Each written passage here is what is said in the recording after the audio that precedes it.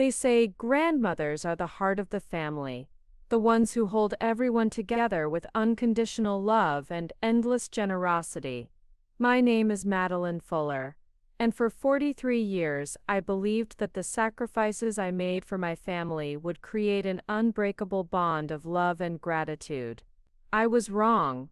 I never imagined my life would lead to this moment, standing in a courtroom, watching my own son's face crumble as the judge read the eviction notice I had filed. Before we jump back in, tell us where you're tuning in from, and if this story touches you, make sure you're a subscriber, because tomorrow, I've saved something extra special for you. Tell us a duh. But perhaps I should start from the beginning, because the journey to that courtroom was paved with decades of choices I thought were acts of love. My story begins in Cedar Falls, Iowa, a town where everyone knew each other's business and family meant everything. I was Madeline Preston back then, fresh out of business school with dreams of running my own company. Those dreams took a back seat when I met Harold Fuller, a kind-hearted insurance adjuster with the steadiest hands and warmest smile I'd ever seen. We married young, bought a small house on Elm Street, and planned for the children we hoped would fill it with laughter. Life had different plans. After years of trying and 3 heartbreaking miscarriages, we were blessed with only one child, Clark. From the moment he drew his first breath, I knew I would move mountains for that boy. When Clark was diagnosed with severe learning disabilities at age 5, I didn't hesitate to leave my promising career at the local credit union to become his full-time advocate and tutor. Harold worked extra hours to compensate for my lost income, and together we poured everything into giving Clark the support he needed. Those early years were challenging but beautiful. Clark struggled in school, requiring constant attention and specialized tutoring that we could barely afford. I spent countless nights at the kitchen table, helping him with homework that took him 3 times longer than other children. Harold and I cut every corner we could, driving old cars, making our own clothes, growing our own vegetables, all so we could pay for the speech therapy, educational specialists, and private tutoring that would give Clark a fighting chance. Harold never lived to see Clark graduate high school. A sudden stroke took him when Clark was just 17, leaving me a widow at 52 with a teenage son who still needed extensive support. The life insurance barely covered Harold's funeral and a few months of expenses. I was devastated, but I couldn't fall apart. Clark needed me more than ever. "Mom, maybe I should just get a job," Clark suggested one evening about a month after we lost Harold. He was sitting at our kitchen table, staring at his college acceptance letters with uncertainty. "College seems impossible now. I could help with the bills." I remember feeling a fierce protectiveness surge through me. This boy had worked twice as hard as his peers just to graduate high school. He deserved his chance at higher education, at a better future than Cedar Falls could offer. "Absolutely not," I told him firmly. "Your father and I dreamed of seeing you graduate college. I won't let financial concerns rob you of that opportunity." And I didn't. For the next 5 years, I worked 3 part-time jobs: bookkeeping for local businesses, cleaning houses, and working weekends at a local diner.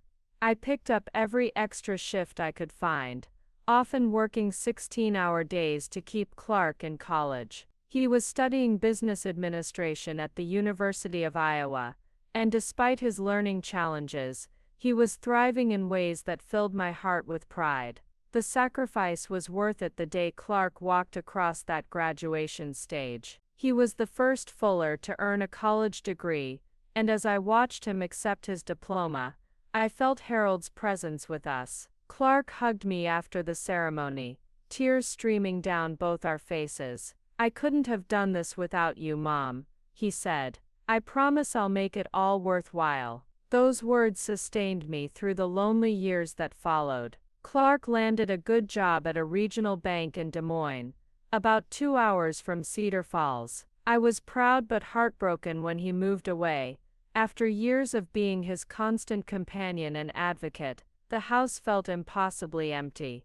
But Clark called every week, visited every month, and seemed to be building the independent life Harold and I had always hoped for him. For 3 years, I watched from a distance as my son flourished in his career, made friends, and slowly gained the confidence that had eluded him throughout his school years. Then he met Caitlin Ames. Caitlin was everything I had imagined Clark might eventually find.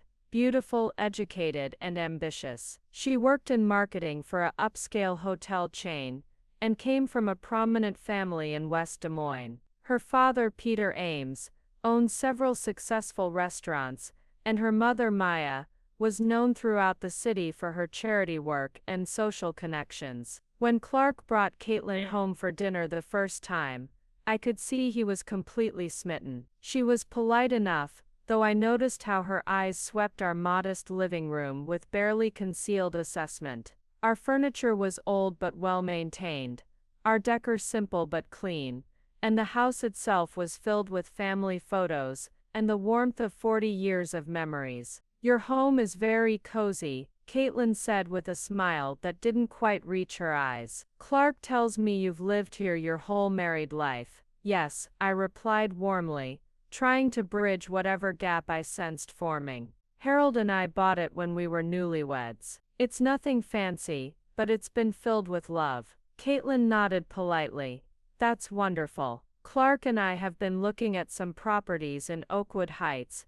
Have you seen those new developments? Absolutely stunning homes. Of course they're quite expensive, but Clark's doing so well at the bank now." Oakwood Heights was the most exclusive neighborhood in Des Moines, where houses started at prices that made my head spin. I caught Clark's eye, and he looked away quickly, a flush creeping up his neck. When they announced their engagement 8 months later, I was genuinely happy for Clark. Despite my reservations about the obvious differences in our backgrounds, I could see that Caitlin made him feel confident and accomplished in ways he'd never experienced before. I embraced her as a daughter, and tried my best to be involved in their wedding planning. The wedding itself was everything I wasn't: elaborate, expensive, and exclusive. The wedding was held at the Riverside Country Club, an elegant venue with crystal chandeliers and manicured gardens that cost more than I had earned in 3 years of working multiple jobs.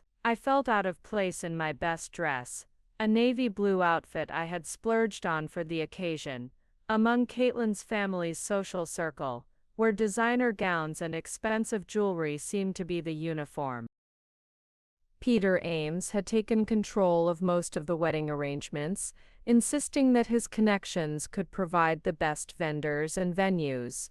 When I offered to help with the rehearsal dinner, Maya Ames exchanged a quick glance with Caitlin before responding with practiced politeness. "Oh, Madeline, that's so thoughtful of you," Maya said, her smile as polished as her perfectly manicured nails.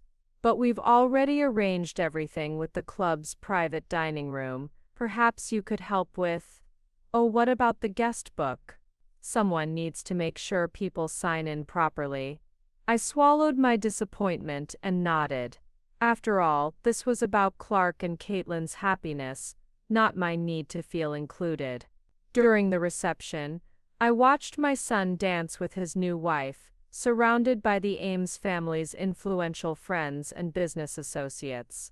Clark looked happier than I had ever seen him, his learning disabilities forgotten as he confidently moved through conversations with people who clearly respected his new position in their social hierarchy. "Are you enjoying yourself, Mrs. Fuller?" Peter Ames asked when he stopped by my table during the reception. I had been seated with a few distant relatives and family friends, while the immediate family filled tables closer to the bridal party. "Everything is beautiful," I replied honestly.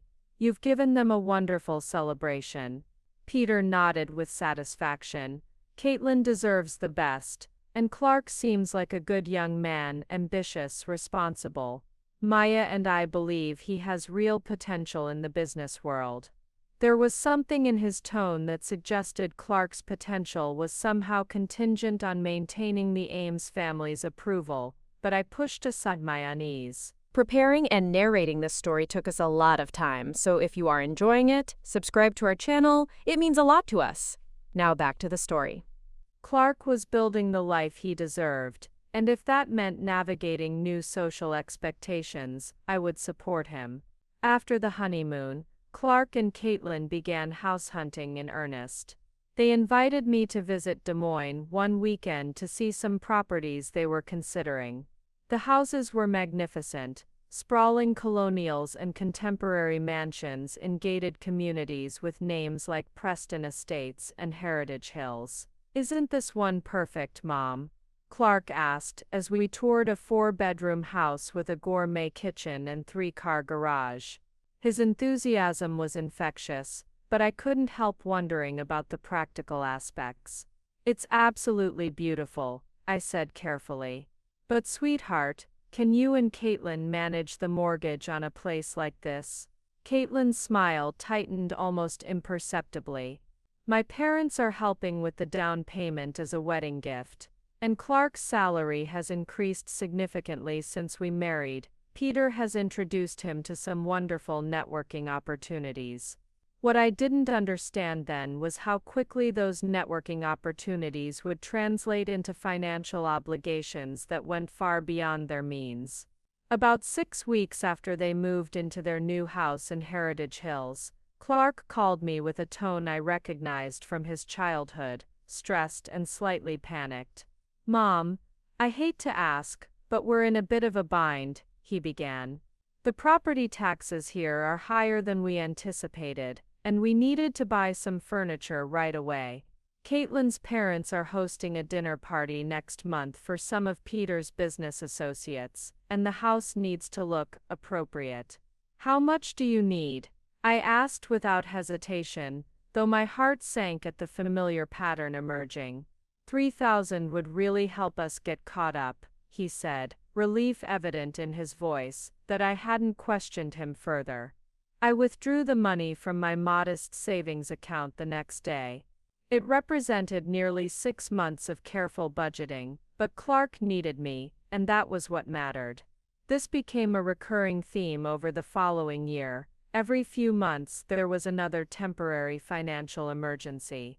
The air conditioning system in their new house was inadequate for Iowa summers and needed upgrading. Caitlin had decided to pursue additional marketing certifications to advance her career, requiring tuition payments. They needed to replace all the appliances to match Caitlin's vision for entertaining. Each time, I dipped further into my savings. Each time, Clark promised it was just until they got more established. Each time, the thank you calls became shorter and less frequent.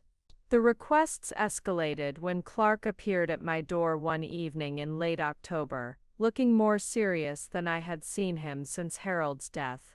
He sat at my kitchen table, the same table where I had helped him struggle through countless homework assignments, and fidgeted with his wedding ring. "Mom, I need to talk to you about something important," he began. "Caitlin and I are having some financial difficulties that are more serious than what I've mentioned before." My stomach dropped. "What kind of difficulties?" "The mortgage payment is higher than we anticipated, and with all our other expenses." He looked down at his hands. "We're behind on some bills. Caitlin's father had some business setbacks with his restaurants, so they can't help us anymore. And with Caitlin pregnant now, I interrupted, momentarily forgetting the financial crisis. "Clark, that's wonderful news. When is the baby due?" He smiled for the first time since arriving. "June, we just found out last week, but that's part of why we need to get our finances stable. We can't afford to lose the house, especially with a baby coming." I felt the familiar tug of maternal instinct combined with excitement about becoming a grandmother. "What are you asking me to do?" Clark took a deep breath. "Would you consider helping us with the mortgage payments for a while? Just until I get the promotion I'm up for," or until Caitlin's maternity leave situation gets sorted out. We don't want to lose our home right when we're starting our family. The irony wasn't lost on me. Clark was asking me to help him keep a house that cost more than I could earn in 5 years, a house I would never be able to afford myself. But the thought of my future grandchild being displaced, of Clark facing the humiliation of foreclosure, made the decision feel inevitable. I'll need to figure out how to manage it financially, I said slowly. The mortgage payment on your house is more than my entire monthly budget. Clark's relief was palpable. You're the best, Mom. I promise we'll pay you back once everything stabilizes. This is just temporary. That night, I sat alone in my kitchen and calculated what this commitment would mean. To cover their mortgage payment, I would need to take on additional work, drastically cut my already modest expenses, and abandon any hope of the small home repairs I had been planning. But what choice did I have? Clark was my only child, and now there would be a grandchild to consider. The next morning, I contacted 3 families in town about resuming house cleaning services, took on additional bookkeeping clients, and applied for a part-time position at the new grocery store that had opened on the outskirts of Cedar Falls. At 65, I was about to work harder than I had since Clark's college years. But family was worth any sacrifice, wasn't it? For the next 2.5 years, I paid Clark and Caitlin's mortgage without complaint. Each month, I transferred $1,200 directly to their account, money I earned by working 7 days a week across multiple jobs. I cleaned houses on weekdays, kept books for local businesses on evenings and weekends, and worked at Hartley's Grocery every Saturday and Sunday. The physical toll was immediate. My knees ached from scrubbing floors, my back protested the long hours bent over ledgers, and my hands grew rough from constant cleaning chemicals. But the emotional toll was slower, more insidious. The weekly phone calls from Clark became monthly check-ins. The Sunday dinners I had hoped would continue became occasional visits when they needed something. During this time, I watched from a distance as Clark and Caitlin's lifestyle became increasingly elaborate.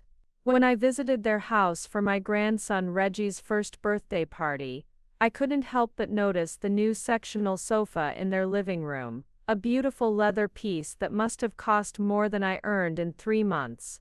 "It's gorgeous," I commented, running my hand along the buttery soft material. "Very elegant." "Thank you," Caitlin said, barely looking up from arranging party decorations. "We decided we deserved to upgrade our living space. Mental health is important, you know, especially with a toddler." I bit my tongue thinking about the leaky faucet in my bathroom that I couldn't afford to fix, and the winter coat I'd been wearing for 8 years because a new one wasn't in the budget. That same afternoon, I overheard Caitlin talking to her mother on the phone, while I was in the kitchen helping with party preparations. "I know it's exhausting having to include her in everything, but Clark feels obligated," Caitlin said in a low voice. "At least she helps out financially, so I guess it's manageable." My cheeks burned with humiliation.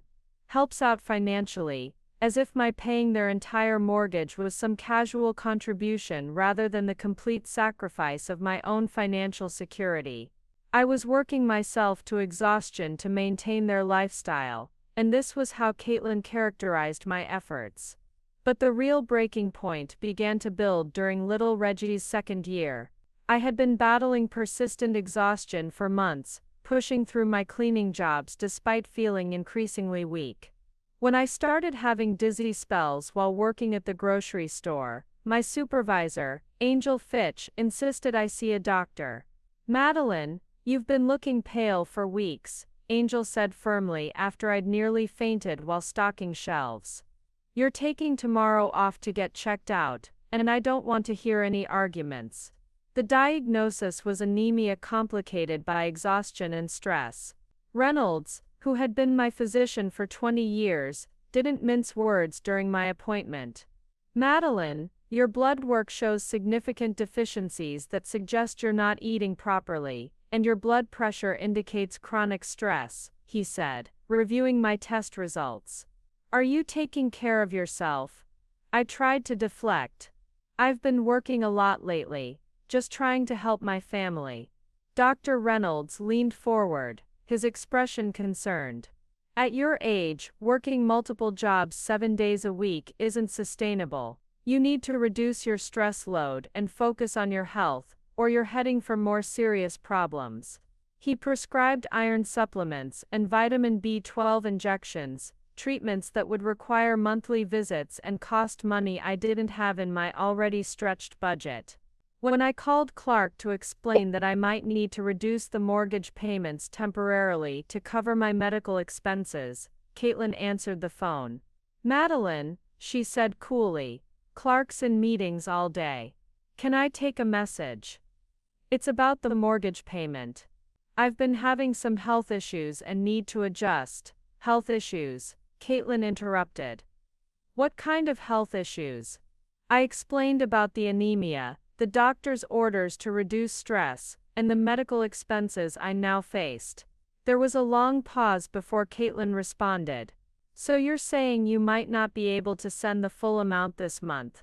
The way she phrased it, like I was reneging on a contract rather than explaining a medical crisis, stung deeply. I'm hoping Clark and you might be able to cover the mortgage yourselves for a month or two while I get my health stabilized. Caitlin's laugh was sharp and dismissive. That's not really how this works, Madeline. We have commitments based on your support. We're planning Reggie's second birthday party next month, and we've already booked the venue and entertainment. I felt a cold wave of realization wash over me.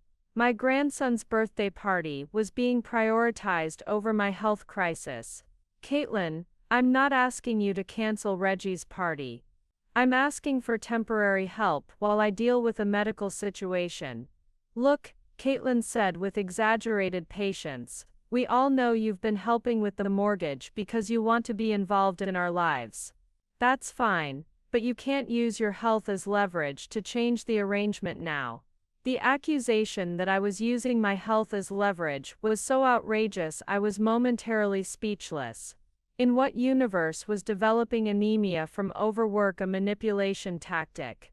I'll talk to Clark tonight, I finally managed to say. Please have him call me. But Clark didn't call that night, or the next day. When he finally reached out 3 days later, his tone was rushed and defensive. Mom, Caitlin told me about your health concerns. I'm sorry you're not feeling well, but we really need that mortgage payment. We've committed to hosting a pre-Christmas party for some of my colleagues from the bank, and we've already ordered new dining room furniture. Clark, I said, my voice steady despite the pain in my chest that had nothing to do with my medical condition. I've been paying your mortgage for over 2 years. 2 years of working 7 days a week, of skipping meals to save money, of postponing necessary repairs on my own home. I'm asking for a short break while I address a serious health issue. There was silence on the other end. Then Clark's voice took on a petulant tone I recognized from his difficult teenage years. So you're keeping track now. I thought you were helping because you wanted to, not because you expected something in return. His words hit me like a physical blow. How had we gotten to this place where my son could speak to me with such callous disregard? I don't expect anything in return except basic respect, I said, my voice breaking slightly, and perhaps some concern for my health. Of course I'm concerned, he said, but his tone suggested otherwise. It's just that the timing is really bad. The holidays are coming up, and we have obligations. Obligations more important than your mother's health? I asked, quietly. He sighed, the sound crackling through the phone. Let's not make this dramatic, Mom. Look, I'll see what we can do. Maybe we can send you half this month. Half? After everything I had sacrificed, after working myself into illness, he was offering half of what I needed for my medical care. Don't bother, I said. a strange calm settling over me. I'll figure something out. After we hung up, I sat in my silent house for the first time, truly seeing my situation clearly. I had given everything to a son who viewed my sacrifices as obligations, who saw my health crisis as an inconvenience to his social calendar. I had emptied my savings, worked myself into illness, and postponed my own needs for people who planned elaborate parties while I couldn't afford basic medical care. Something fundamental had to change. And for the first time in my life, I knew that change had to start with me putting myself first. The next morning, despite still feeling weak, I made 2 important phone calls. The first was to my bank to stop the automatic transfer to Clark and Caitlin's mortgage account. The second was to my old friend Angel Fitch, who had been encouraging me for months to take better care of myself. "Angel," I said, when she answered, "you know how you've been telling me I work too hard." "Yes, and I meant every word of it," she replied firmly. "Well, I'm ready to make some changes. Big ones." "It's about time, Madeline Fuller," Angel said with satisfaction. "Tell me everything." As I recovered from my health scare over the next 3 weeks, I received a barrage of increasingly urgent messages from Clark. Text after text asking where the mortgage payment was, whether there had been a banking error, if I needed help with the transfer. I didn't respond to any of them. Instead, I focused on following Dr. Reynolds' orders. I reduced my work schedule to 5 days a week, started taking my prescribed supplements, and began eating regular nutritious meals instead of surviving on crackers and coffee. For the first time in years, I had energy that lasted past noon. Angel Fitch became my unlikely ally during this period. At 73, she had the sharp wit and no-nonsense attitude of someone who had raised 6 children largely on her own after her husband died young. When I confided in her about the mortgage situation, her reaction was immediate and fierce. "Madeline Fuller, you've been working yourself into the ground for a spoiled son and his entitled wife," she declared, during one of our coffee meetings. "When was the last time either of them asked about your health, your dreams, your needs?" I realized I couldn't remember. Every conversation with Clark in recent years had centered around their house, their expenses, their social obligations. When had I stopped being a person with my own needs and become simply a resource to be utilized? "You know what you need," Angel continued. "You need to take that watercolor class at the community center you've been talking about for 5 years. You need to join the garden club. You need to remember who Madeline Fuller is when she's not breaking her back for ungrateful people." I enrolled in the watercolor class the next day. For 2 hours every Wednesday evening, I sat in the bright classroom at the community center and painted simple landscapes, my hands gradually losing their roughness from constant cleaning as I focused on mixing colors and learning brush techniques. It was the first purely pleasurable activity I had engaged in since Harold's death. The day before Thanksgiving, Clark finally appeared at my door. He looked harried, his usually neat appearance disheveled, dark circles under his eyes suggesting he hadn't been sleeping well. "Mom," he said as soon as I opened the door, "there's been some kind of mistake with the mortgage payment. The bank says the transfer was canceled."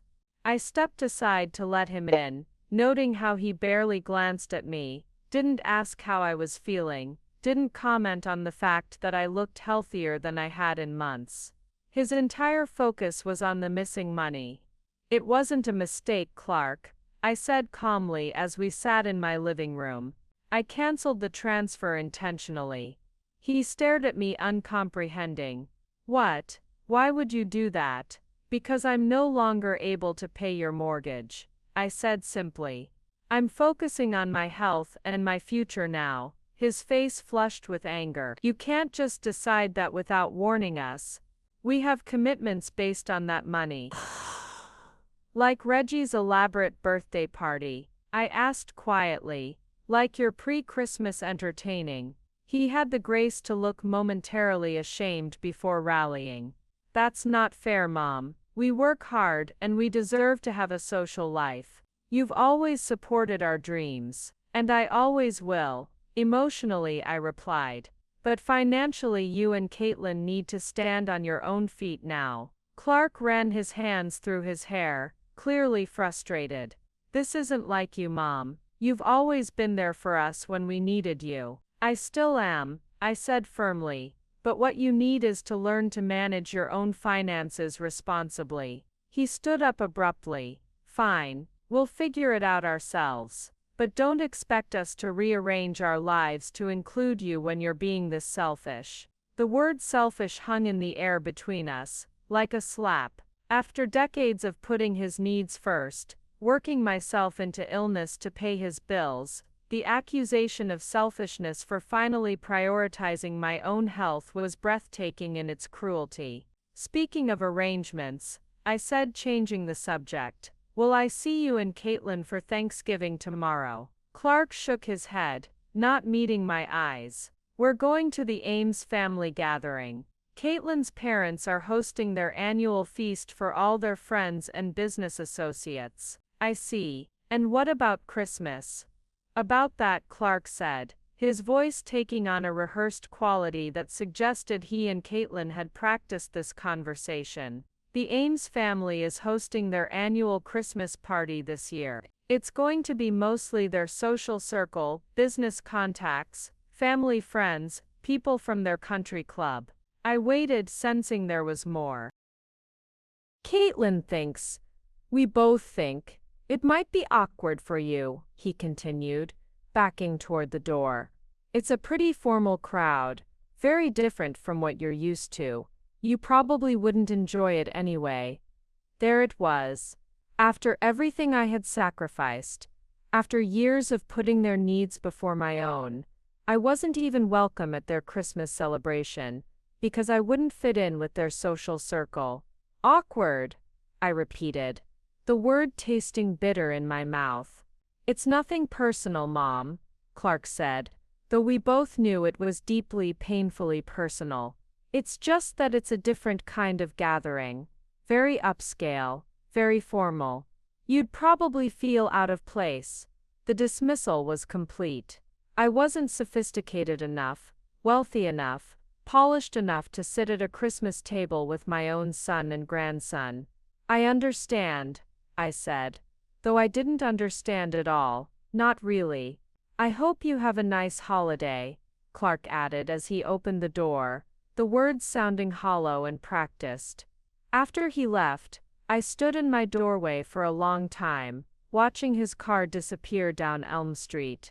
43 years of motherhood, of putting him first in every decision, and this was where we had arrived, a place where I was considered an embarrassment, where my love was taken for granted, and my sacrifices were treated as obligations. That evening, instead of spending Thanksgiving alone feeling sorry for myself, I called Angel Fitch. Angel, you mentioned your family always has room for one more at Thanksgiving dinner, I said. Does that invitation still stand? Of course it does, Angel exclaimed. We'd be delighted to have you. And Madeline, bring your watercolors. My granddaughter Maya has been wanting to try painting, and she could use a good teacher. For the first time in years, I spent a holiday without walking on eggshells, without carefully monitoring my words, to avoid offending anyone. Angel's family welcomed me with genuine warmth, asked about my painting class, and treated me like a valued guest rather than an obligation. As I drove home that evening, I felt something I hadn't experienced in a long time, peace. And with that peace came a clarity about what I needed to do next. The following Monday, I made an appointment with Martin Goldberg, the lawyer who had helped me with Harold's estate. It was time to understand exactly what options I had, and what power I actually possessed in this situation that had spiraled so far out of control. What I was about to discover would change everything, not just for Clark and Caitlin, but for me as well. Martin Goldberg's office was exactly as I remembered it from when he'd handled Harold's estate 15 years earlier. Walls lined with law books, the reassuring scent of leather and old paper, and an atmosphere of quiet competence that had comforted me during those dark days after losing my husband. "Madeline," Martin said warmly, rising from behind his mahogany desk to greet me. "It's wonderful to see you, though I hope everything is well. I need some legal advice about a situation with my son," I said, settling into the familiar chair across from his desk. "It's complicated." Martin nodded, his expression turning professional. "Tell me what's going on." I explained the entire situation, the years of paying Clark and Caitlin's mortgage, the recent health crisis, their dismissive response to my needs, and their exclusion of me from Christmas. As I spoke, Martin took notes, occasionally asking for clarification about dates and amounts. "Let me make sure I understand correctly," he said, when I finished.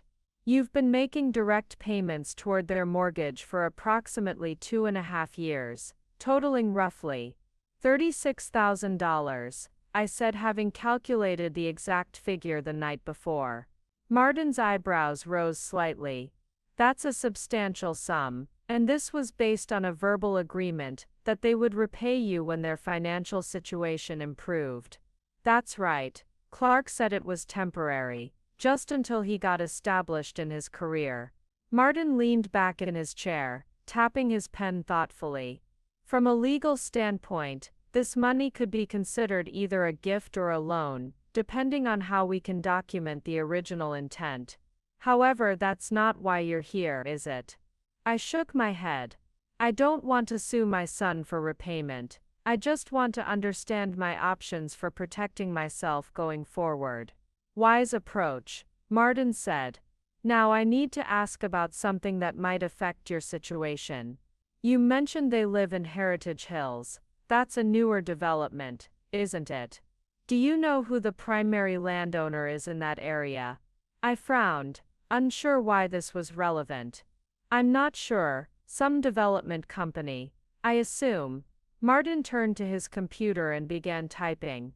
After a few minutes, he looked up with an expression I couldn't quite read. "Madeline, what was your maiden name?" "Preston." "Madeline Preston. And your grandfather, what was his full name?" "William James Preston. He owned a small farm outside town before."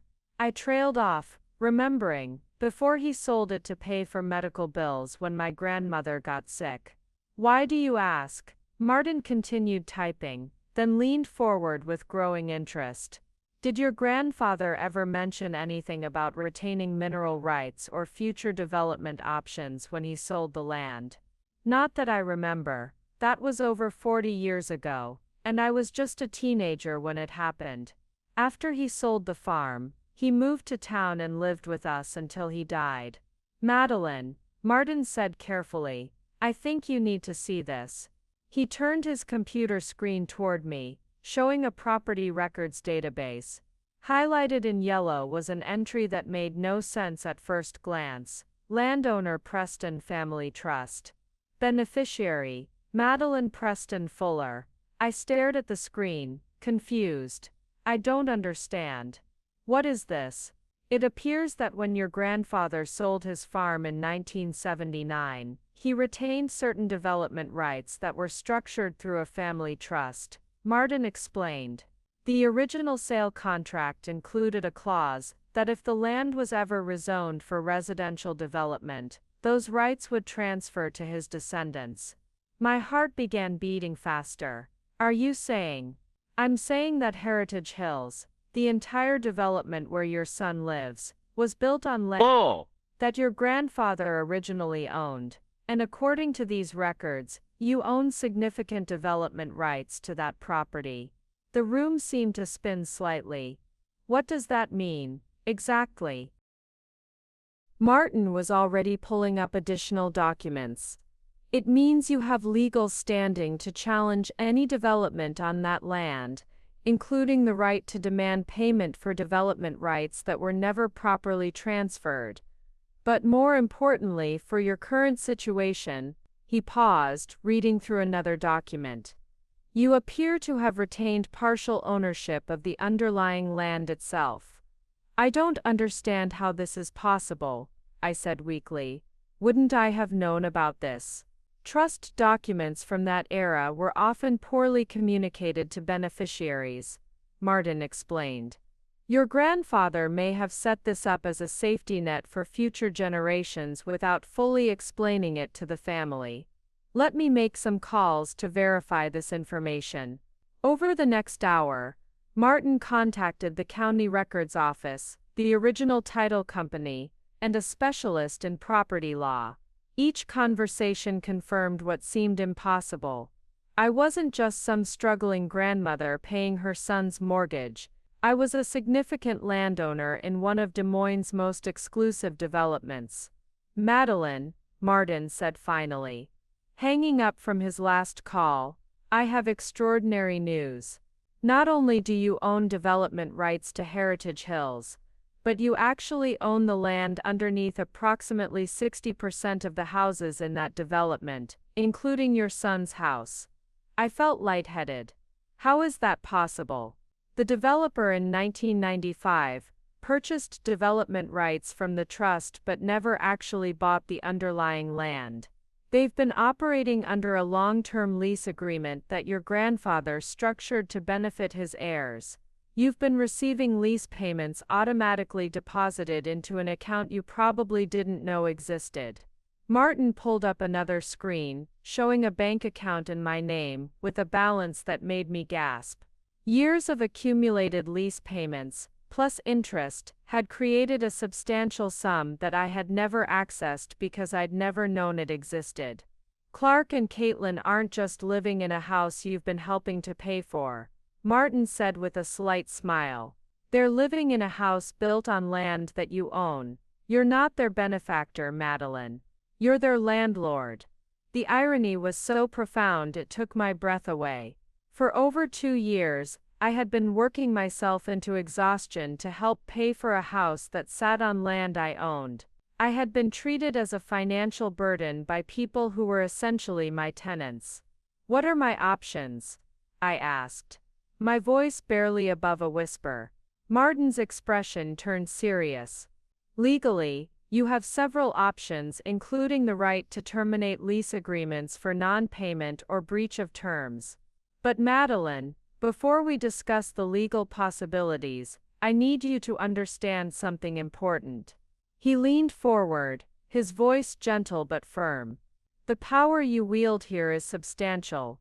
How you choose to use it will define not just your relationship with your son, but the kind of person you want to be going forward. I stared out his office window at the December afternoon, my mind reeling with the implications of what I had just learned. I had come seeking advice on how to protect myself from further exploitation. Instead, I had discovered that I held more power in this situation than anyone, including me, had ever imagined. The question now was, what was I going to do with it? I spent the rest of that week in a strange state of disbelief. Every morning, I would check the bank account Martin had shown me, convinced it had all been some kind of elaborate mistake. But the numbers remained real. $47,000 in accumulated lease payments that I had never known existed, plus legal ownership of the land beneath 60% of Heritage Hills. Martin had provided me with copies of all the trust documents, property records, and lease agreements.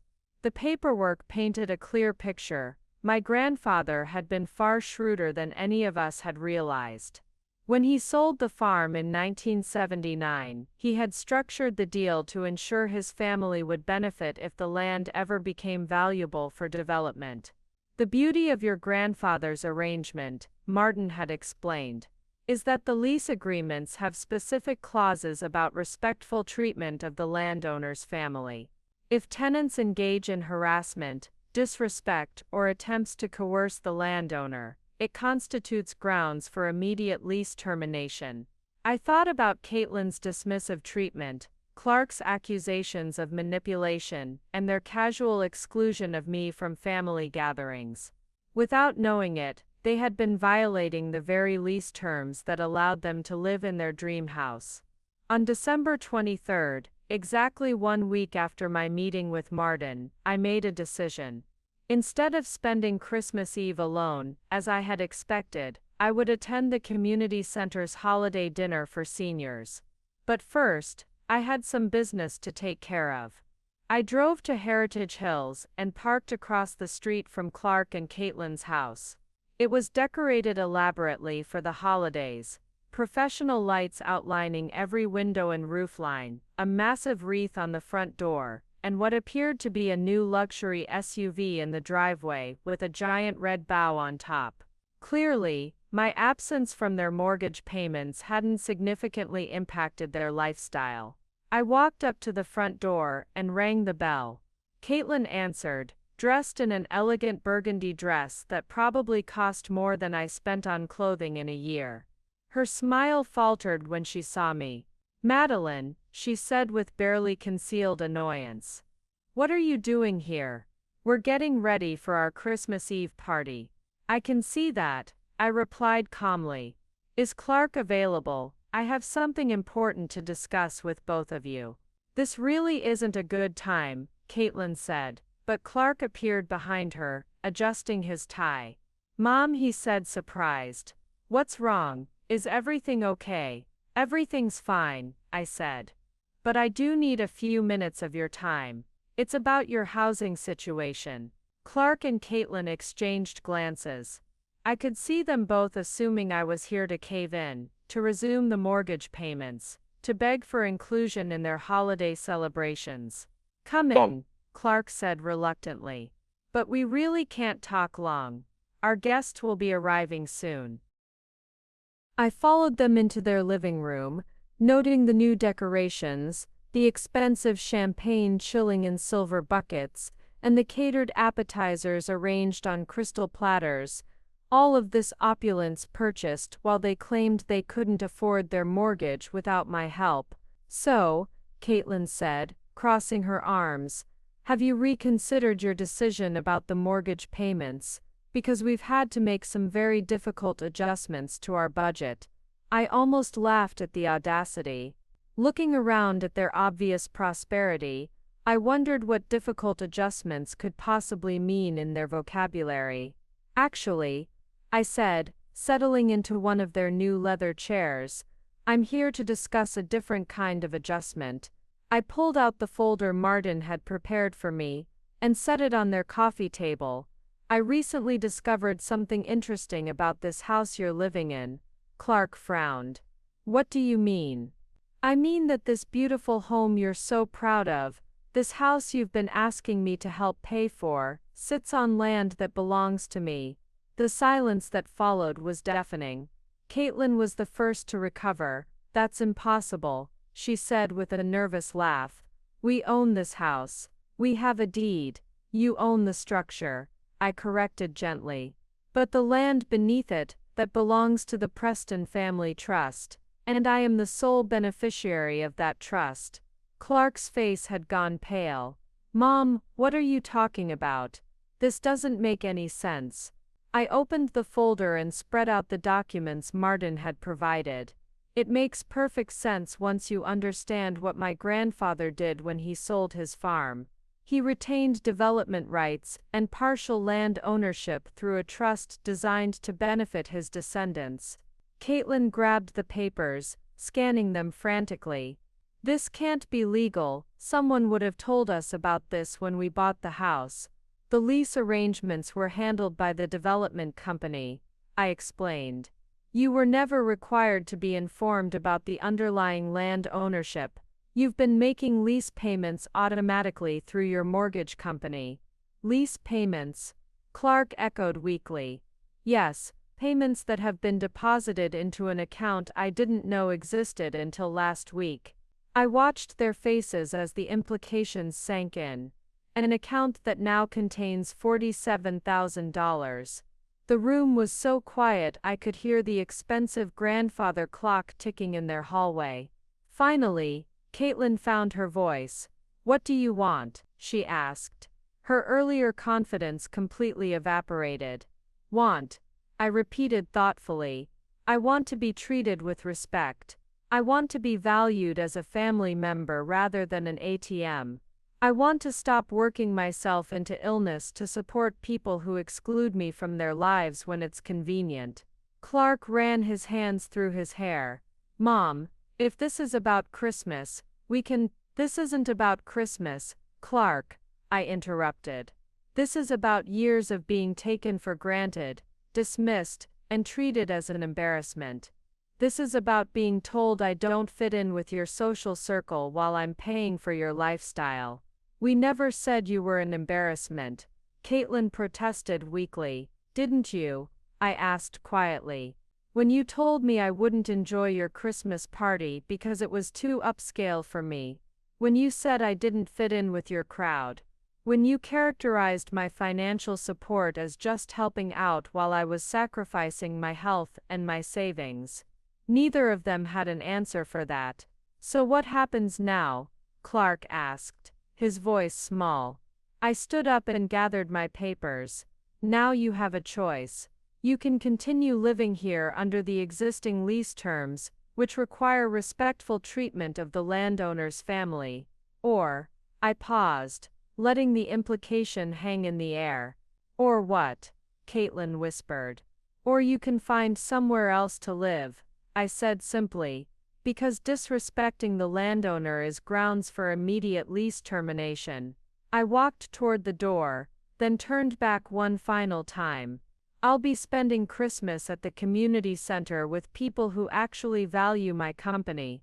But don't worry about me fitting in. Apparently I fit in just fine with people who own the ground you're standing on. As I drove away from Heritage Hills, I could see Clark and Caitlin through their front window, frantically going through the papers I had left behind. Their Christmas Eve party was starting in less than an hour, but I had a feeling they wouldn't be in much of a celebrating mood. For the first time in years I was. Christmas Day passed peacefully for me, surrounded by the warm community at the senior center, sharing stories and laughter with people who appreciated my company without expecting anything in return. But the calm wouldn't last long. On December 26th, my phone started ringing at 7 in the morning.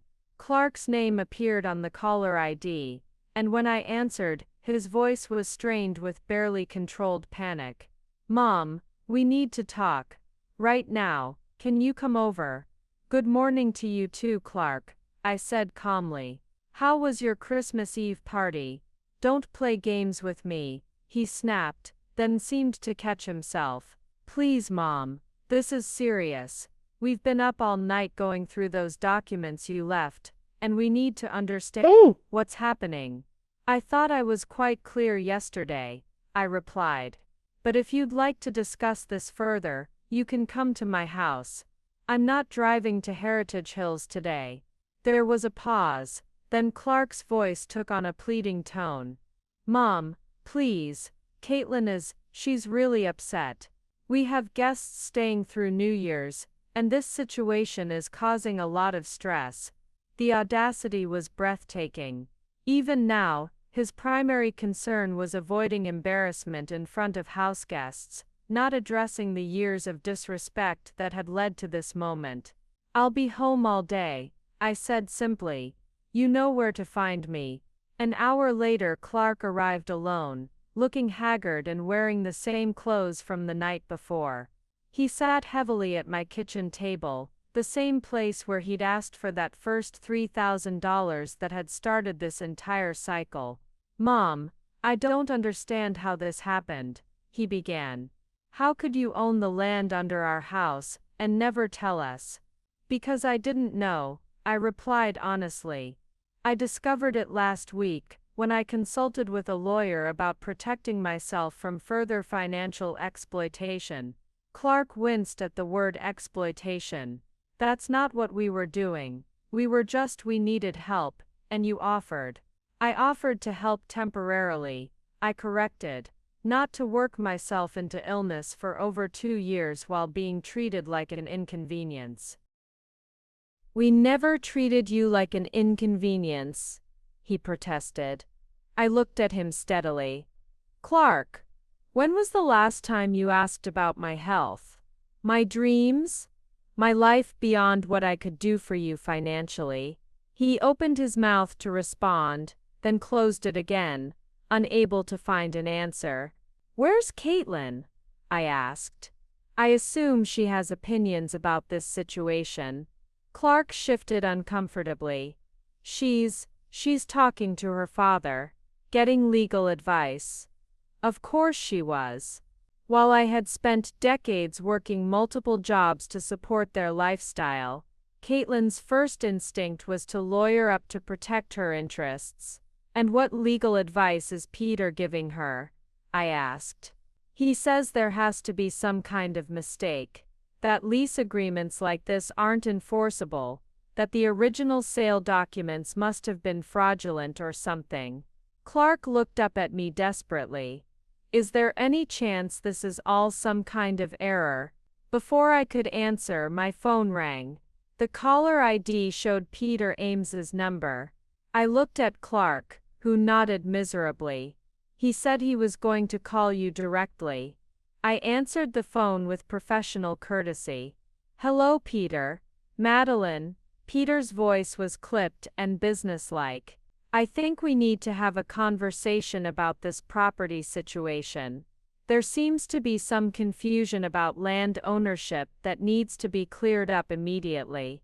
There's no confusion on my end, I replied calmly. I've had everything verified by my attorney. Look, Peter said, his tone becoming more aggressive. I don't know what kind of game you're playing, but Caitlin and Clark have invested heavily in that house. They've put down roots, established themselves in the community. You can't just come in making wild claims about ownership. I'm not making wild claims, I said firmly. I'm stating legal facts backed by documented evidence. Then let's discuss a reasonable resolution, Peter continued. What would it take to make this go away? I'm prepared to offer compensation for any inconvenience this misunderstanding has caused. The assumption that I could be bought off, that my years of sacrifice could be erased with a simple payment, was infuriating. This isn't about money, Peter. This is about respect. Everything is about money, Madeline, Peter said dismissively. Name your price. My price is an apology from your daughter for years of condescending treatment. My price is acknowledgement from my son that working myself into illness to pay his mortgage was a sacrifice, not an obligation. My price is being treated like a valued family member instead of an embarrassment. There was silence on the other end of the line. Finally, Peter spoke again, his voice cold. I see. Well, if that's your attitude, perhaps we need to handle this through our attorneys. That's certainly your right, I replied. But Peter, make sure your attorneys understand that I'm not some confused elderly woman making frivolous claims. I'm a property owner protecting my interests. After I hung up, Clark stared at me with something that might have been respect for the first time in years. I've never heard you talk to anyone like that, he said quietly. I've never had reason to, I replied. I've spent my entire adult life trying to keep peace, avoiding conflict, putting everyone else's comfort before my own needs. It's exhausting, Clark, and it clearly hasn't earned me the respect I thought it would. Clark looked down at his hands. What do you want from us, Mom? What will it take to fix this? I want you to understand that actions have consequences. I said, I want you to recognize that treating people badly doesn't become acceptable just because they love you. And I want you to start building a life you can actually afford instead of expecting others to subsidize your lifestyle. But the house will still be there, I interrupted.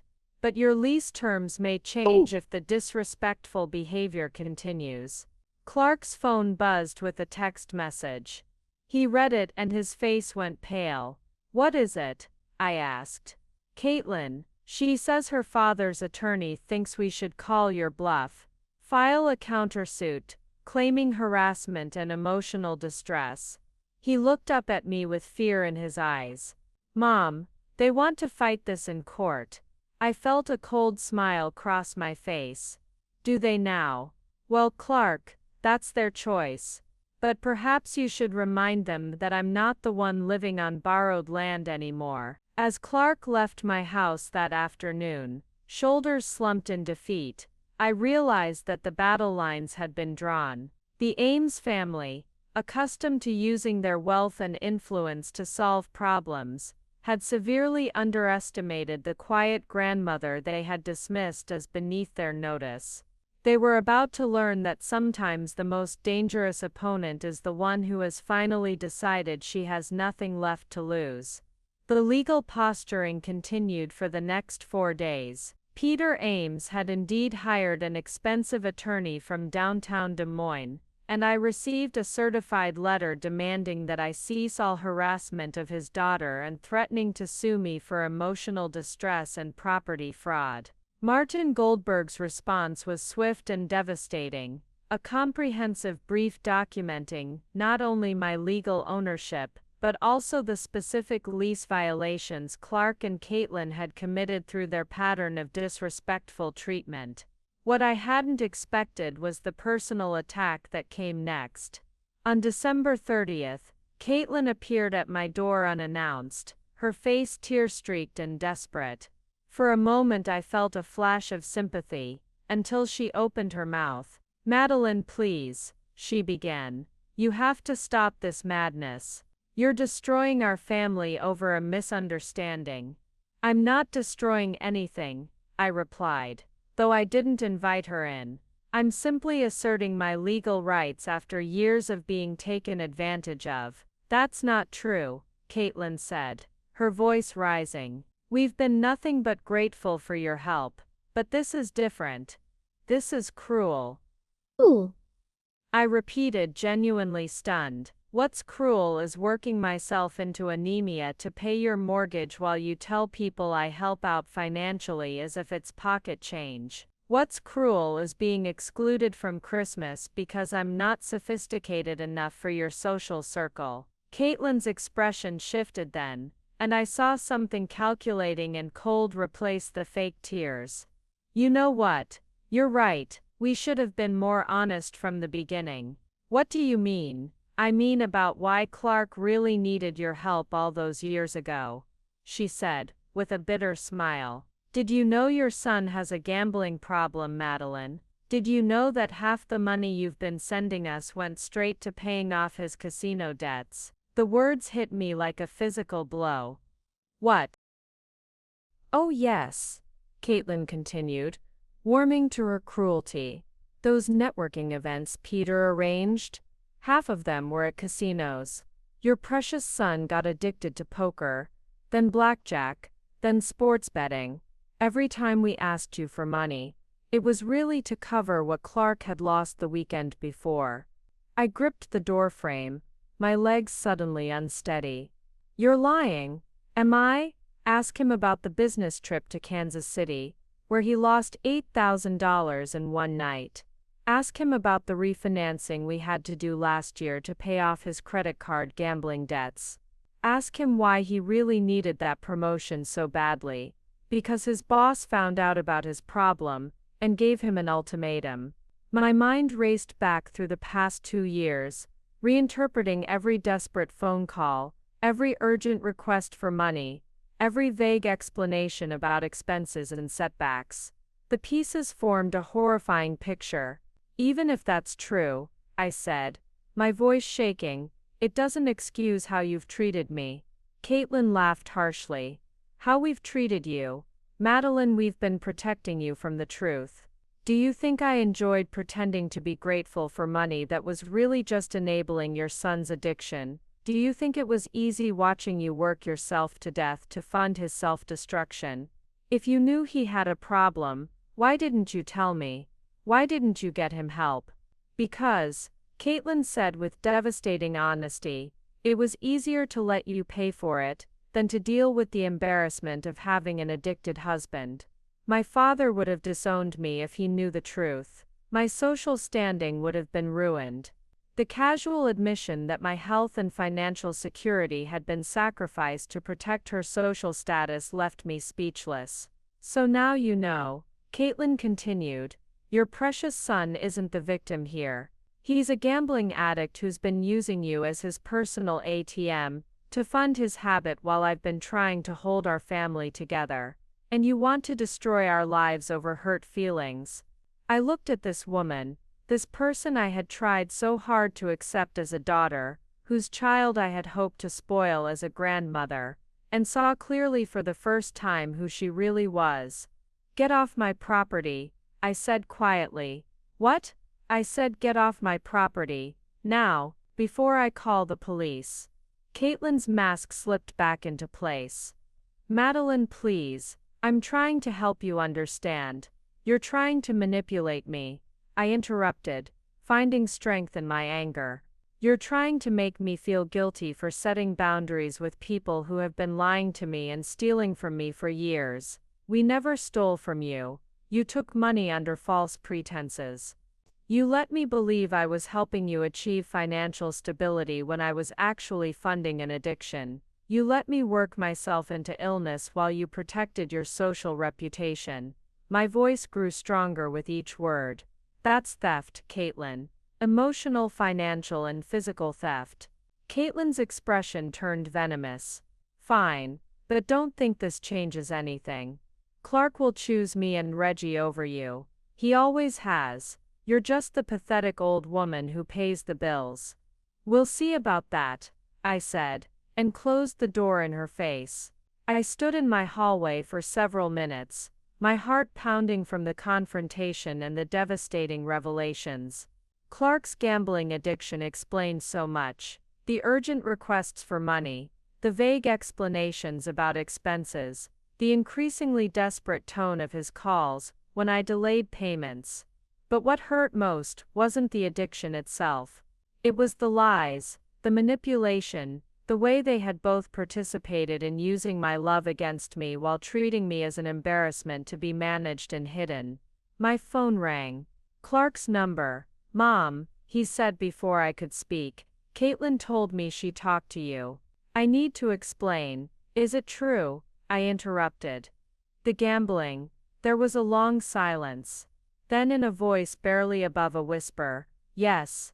How long? It started about 3 years ago. Small bets at first. Then, he trailed off. Then you needed your mother to pay your mortgage so you could afford to lose more money at casinos. It's not that simple, Mom. I have a problem. I know I need help. You've known for 3 years that you needed help, I said, my voice steady despite the pain in my chest. But instead of getting it, you chose to lie to me and let me sacrifice my health to fund your addiction. I was ashamed. You were selfish, I corrected. You were willing to destroy my financial security and my health, rather than face the embarrassment of admitting you needed help. I heard him crying on the other end of the line, and for a moment my maternal instincts almost kicked in. Almost. Clark, I said gently but firmly, I love you, I always will, but I will not enable your addiction any longer, and I will not tolerate being lied to and disrespected by you or your wife. What does that mean? It means, I said, looking out my window at the December afternoon, that you have until New Year's Day to decide whether you want to get help for your addiction and start treating me with respect, or whether you want to find a new place to live. Mom, you can't be serious. It's almost New Year's Eve. Where would we go? That, I said sadly, is no longer my problem to solve. After I hung up, I sat in my living room and wept, not just for the son I thought I knew, but for the years I had lost, the health I had sacrificed, and the grandmother I should have been to little Reggie if his parents had allowed themselves to be honest about their problems. Tomorrow was New Year's Eve. It seemed fitting that it might also mark the end of one chapter of my life, and the beginning of another. New Year's Eve arrived with unseasonably warm weather for Iowa in December. I had spent the morning at my watercolor class, finding peace and painting winter landscapes while my real world felt like it was crumbling around me. Angel Fitch had invited me to a small gathering at her house that evening. Nothing fancy, just a few friends, watching the ball drop on television and sharing stories about their hopes for the coming year. As I prepared to leave for Angel's party around 7 o'clock, applying lipstick in my hallway mirror for the first time in months, my doorbell rang. Through the peephole, I could see Clark standing on my porch, but something was different about his posture. He stood straighter, his clothing was neater, and his expression seemed more determined than desperate. I opened the door cautiously. "Clark." "Mom," he said, his voice steady. "I know you're probably getting ready to go out, but I wanted to talk to you before the new year. I've made some decisions." For a moment, hope flickered in my chest. Perhaps the shock of potentially losing his home had finally motivated him to seek help for his gambling addiction. Perhaps he was ready to apologize for the years of deception and manipulation. "Come in," I said, stepping aside. Clark entered, but remained standing in my living room, his hands clasped behind his back in a formal posture that reminded me of a soldier delivering bad news. "I want you to know that I spent yesterday getting legal advice of my own," he began. "Not from Peter's attorney, but from someone who specializes in family law and estate disputes." My heart began to sink. This wasn't the conversation I had hoped for. "And what did this attorney tell you?" I asked, settling into my favorite armchair. "They told me that regardless of what property rights you might have, you've been voluntarily supporting us financially for years without any legal obligation to do so. They said that gives us grounds to argue that you established a pattern of support that can't be arbitrarily withdrawn." I stared at my son, trying to process what he was saying. "Clark, are you threatening to sue me?"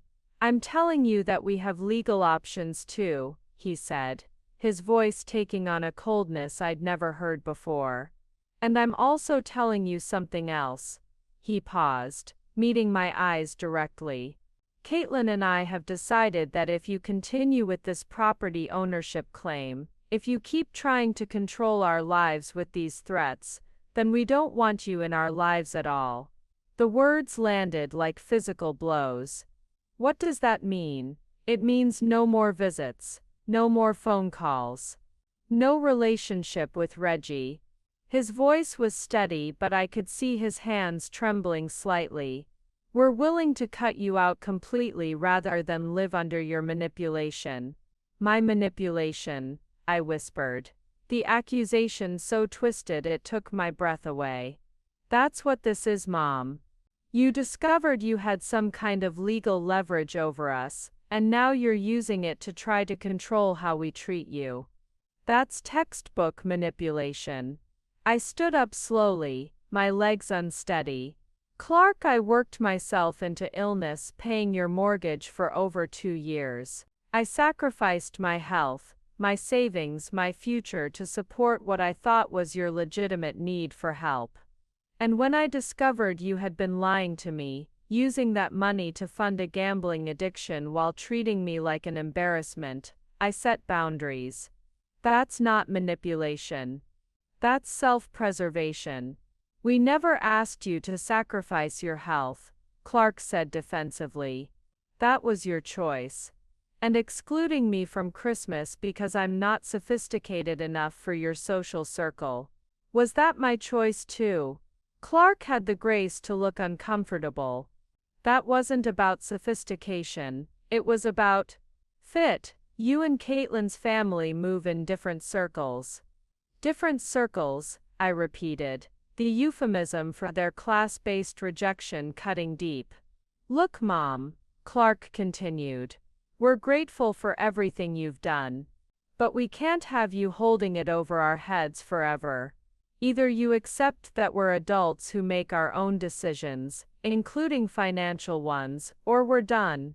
I looked at this man, my son, whom I had raised alone after Harold's death, whose learning disabilities I had patiently worked through, whose college education I had funded through years of back-breaking work, and realized that I didn't recognize him anymore. "So this is your ultimatum?" I asked quietly. "Accept being lied to, stolen from and disrespected, or lose my relationship with you and my grandson?" Clark nodded, though his resolve seemed to waver slightly. "That's what it comes down to." I walked to my front door and opened it. "Then I guess I know where we stand." "Mom, Happy New Year, Clark," I said, my voice stronger than I felt. "I hope you and Caitlin find whatever it is you're looking for in life."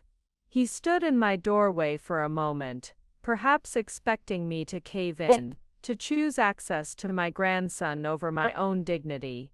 When I didn't, he nodded stiffly and walked to his car. As I watched him drive away, I realized that this moment, this New Year's Eve betrayal, had actually freed me from the last vestiges of guilt and uncertainty I'd been carrying. Tomorrow, I would call Martin Goldberg and discuss my legal options. But tonight, I would celebrate the new year with people who valued my company without demanding my subjugation. It was time to discover who Madeline Fuller could become when she finally put herself first. Angel's New Year's Eve gathering turned out to be exactly what I needed.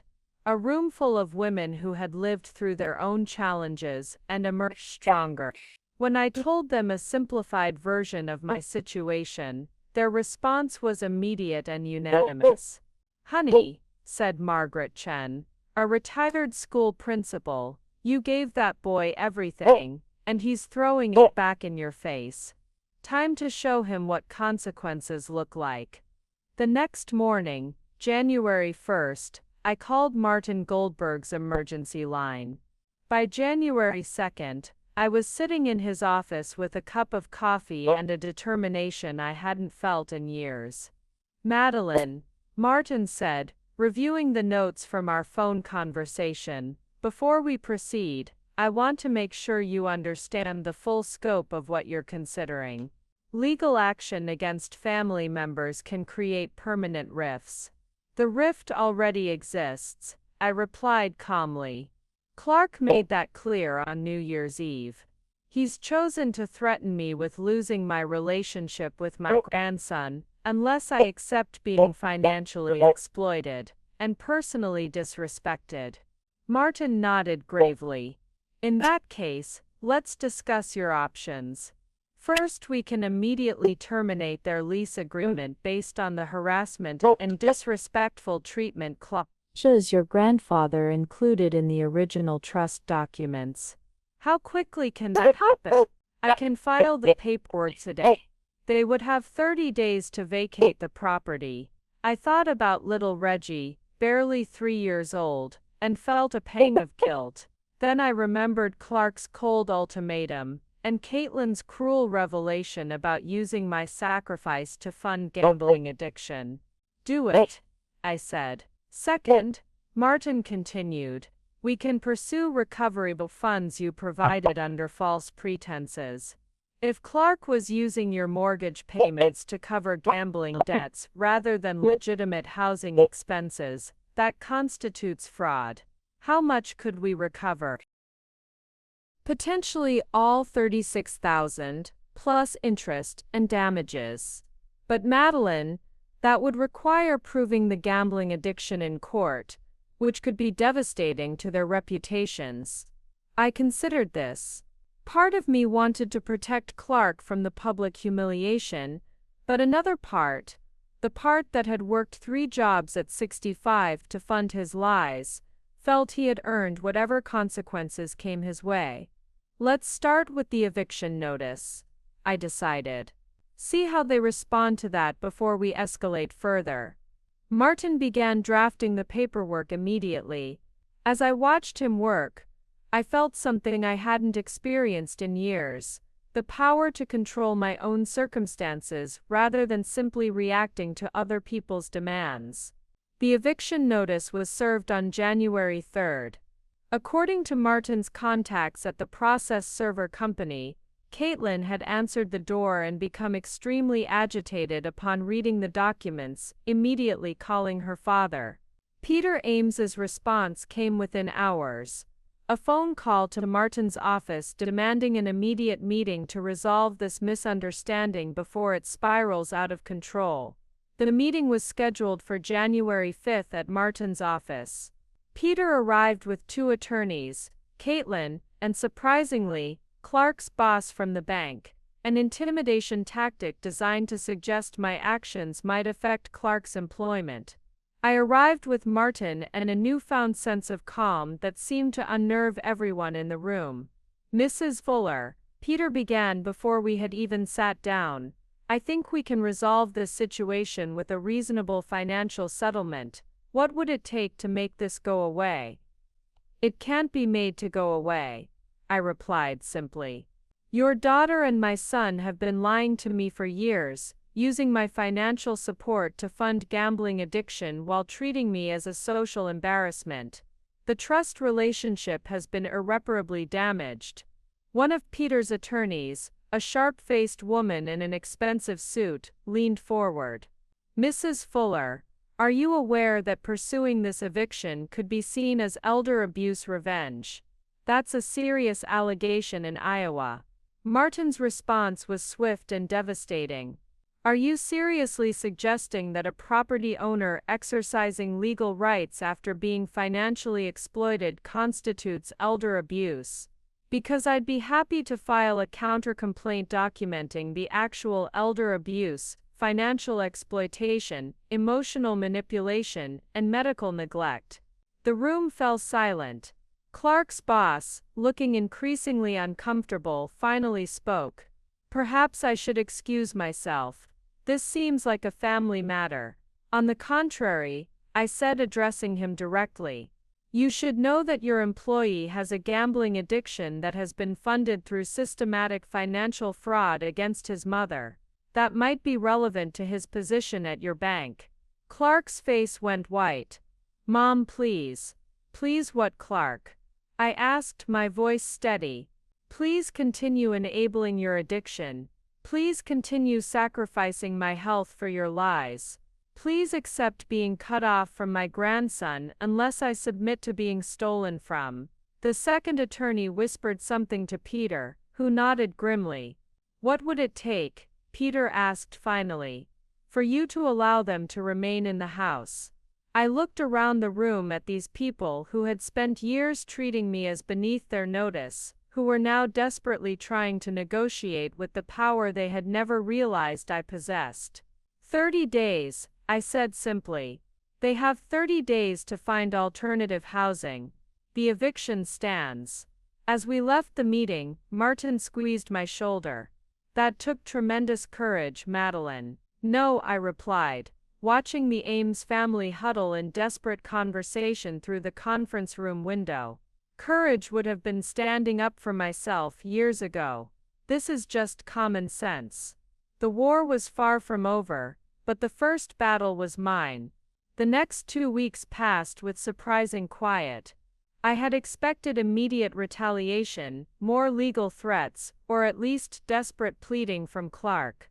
Instead, I heard nothing. Martin assured me this was normal. Families often needed time to process the reality of their situation before deciding how to respond.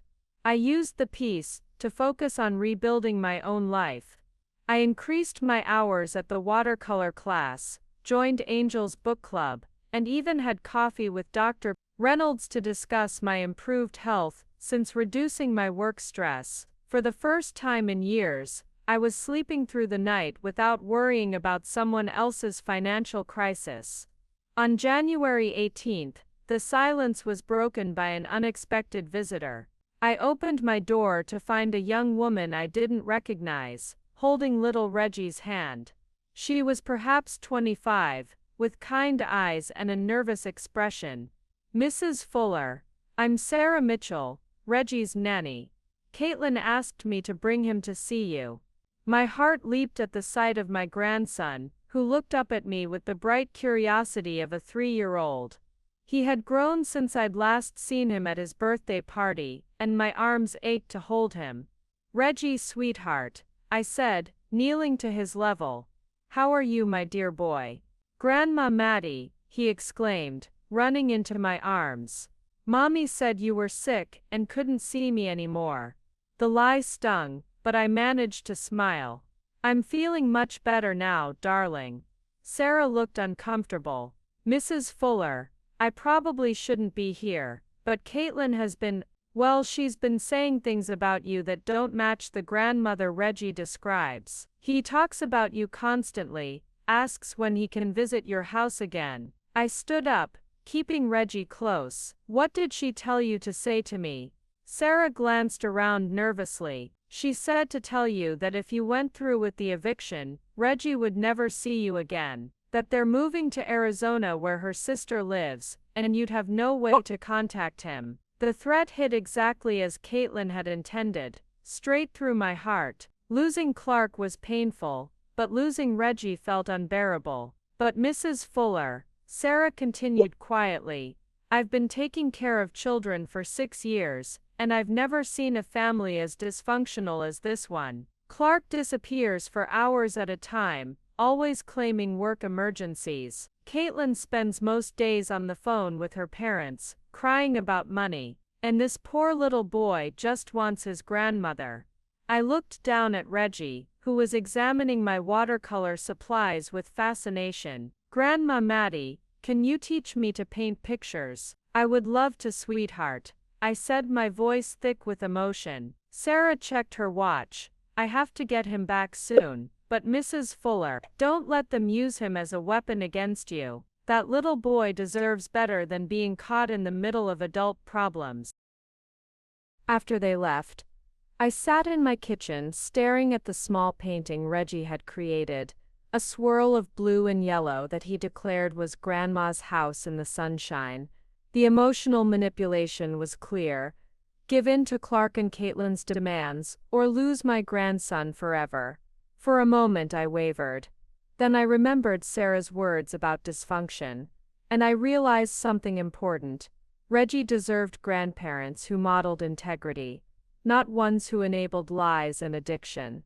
The eviction would stand, even if it cost me everything. The final confrontation came on January 25th, 5 days before the eviction deadline. Clark appeared at my door at 8 in the morning, alone and looking haggard. His clothes were wrinkled, his hair unwashed, and his eyes held a desperate quality I'd never seen before. "Mom," he said without preamble, "I need help."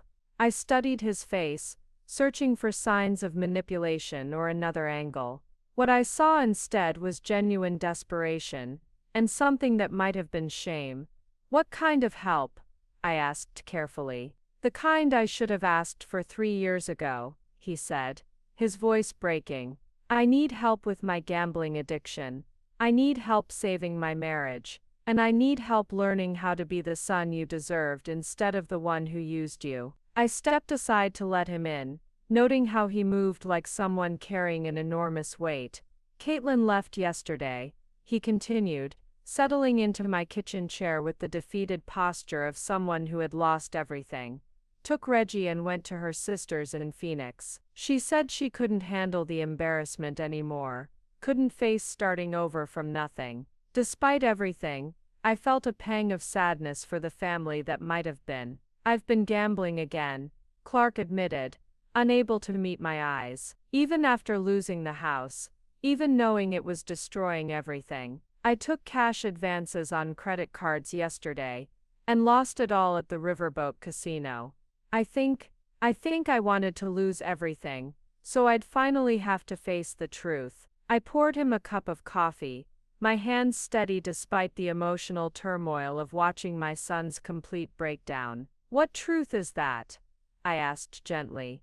"That I'm an addict, that I've been using you for years, that I chose gambling over everything that mattered. My wife, my son, my mother, my integrity." He looked up at me with tears in his eyes. "And that I'm ready to get help, even if it's too late to save anything else." For the first time in our conversation, I heard the son I had raised, the boy who had struggled but always eventually did the right thing, even when it was hard. "It's not too late," I said softly. The eviction was postponed while Clark entered a residential treatment program. I sold the Heritage Hills property to a development company for 3 times what I had ever imagined it was worth. With the proceeds, I bought a smaller house near the treatment center and set up college funds for Reggie and any future grandchildren. 6 months later, Clark graduated from the program and moved into a modest apartment he could afford on his bank salary. We began rebuilding our relationship slowly, with honesty replacing the manipulation that had defined our interactions for years. Caitlin eventually returned with Reggie, not out of forgiveness but out of financial necessity. The divorce was amicable, with shared custody that allowed me to maintain a relationship with my grandson. A year after that New Year's Eve ultimatum, I stood in my new kitchen, teaching Reggie how to mix watercolors while Clark prepared dinner. It wasn't the family I had planned for, but it was built on truth instead of lies, respect instead of exploitation. Sometimes the most loving thing you can do is refuse to enable the people you love to destroy themselves. Sometimes the greatest gift you can give is the gift of consequences. And sometimes discovering your own power means learning that you were never powerless at all. You were just choosing to give your power away. I had finally learned the difference. Up next, you've got 2 more standout stories right on your screen. If this one hit the mark, you won't want to pass these up. Just click and check them out. And don't forget to subscribe and turn on the notification bell so you don't miss any upload from us.